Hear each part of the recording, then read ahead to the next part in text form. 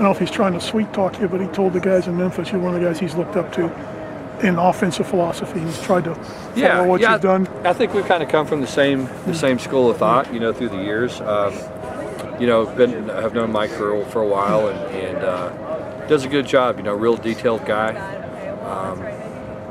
Understands how to move the ball and how to score points, and does a good job teaching fundamentals. I think that's a lot of the guys that kind of came from the same philosophy that we do. That's always important. I think it's one of the things that gets overlooked a lot of times. People want to talk about scheme and philosophy and all that, and not as much about fundamentals. And I think that's the good offenses are good fundamentally, and I think Mike's offenses always are. How will the first half absence of Demrick Gary impact your defense the most? Well, I think, none of us have ever said, boy, what are we going to do with all these defensive tackles? You know what I'm saying? That's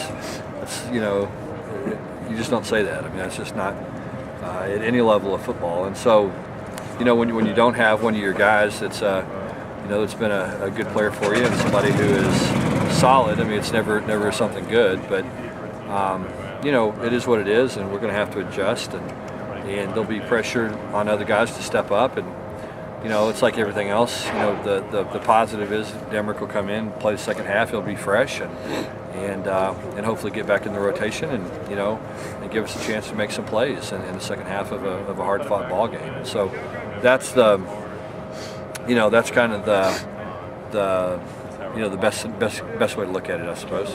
Will he have sort of a honorary assistant coach role in the first half? Yeah, he'll be watching, obviously paying attention, seeing what they're doing.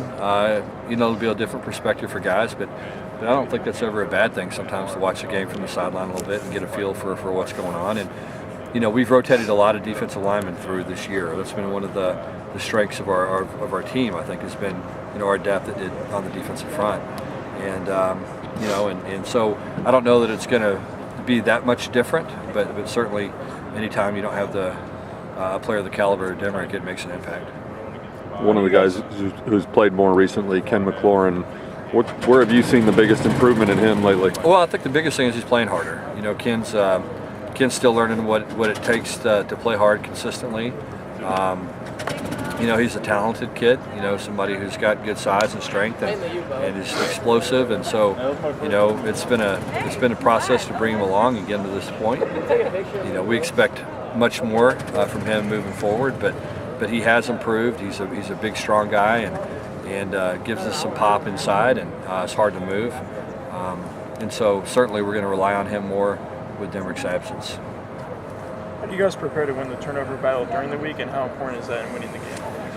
Well, I think the turnover thing just comes down to fundamentals. It comes down to what you emphasize as a coach and holding your guys accountable in practice, and ball security is something that we talk about, and we work on it, and we coach it, we teach it, and it starts really with a mentality, and it starts with us as coaches and permeates to the players, and so it's really important. We try to coach ball position and the way they carry it, and talk a lot about, again, the fundamentals and handling the ball. The next thing obviously is the quarterback position, and I think Ben understands how to manage a game and what's going to give us the best opportunity to win, and it's taking care of the ball and not forcing throws and being selective when he wants to take shots, and who he's going to take them with, and all the different things that go into that. So it's been really important for us, and same thing defensively. The thing that has always stuck out to me is when defenses play really, really hard and really physical. They're running to the football, and when the ball's on the ground, there's somebody there to recover it. When the ball gets tipped in the air, there's somebody there to intercept it. And so the harder you play on defense, typically the more turnovers you cause. Chad Persley missed another week. How close is he to coming back? And I practiced today. I practiced today, and so I think we're optimistic that we'll have him back. And we'll look at the tape, see how he's moving, and see how he does tomorrow. But I would expect him to play Friday. Any other injuries you can update? No, I think everybody else is pretty much ready to go. With Chad coming back and Bo Morris and Jalen Thomas sort of finding their groove, is that a bit of a tough decision to figure out what to do? Yeah, we'll look at the tape today and see how effective he is, and just kind of, try to get a feel for it tomorrow as we continue through the week, and just go with the best guy that we think gives us, the opportunity to, to perform our best on Friday. Their main back has averaged over 9 yards a carry. Is that hard to comprehend? Yeah, it is. It's pretty remarkable. I mean, it's, when you sit down and you look at the numbers, I think he's got 158 carries on the year for, over 1,400 yards. And so, I don't know that I've ever seen that at any level of football. Certainly not this deep into the season in Division I college football, playing against the opponents they played against. And so, he's really good. I mean, he's been effective. I think they do a good job of finding your weakness defensively and attacking it. And he's a load. He runs hard, runs a good pad level, bounces off people, can make moves, got good speed, catches the ball well. I mean, he's a complete running back. So you need all 11 guys on him. Yeah. Put a hat on the him. thing is, you got to run the ball, you got to tackle, you got to gang tackle him.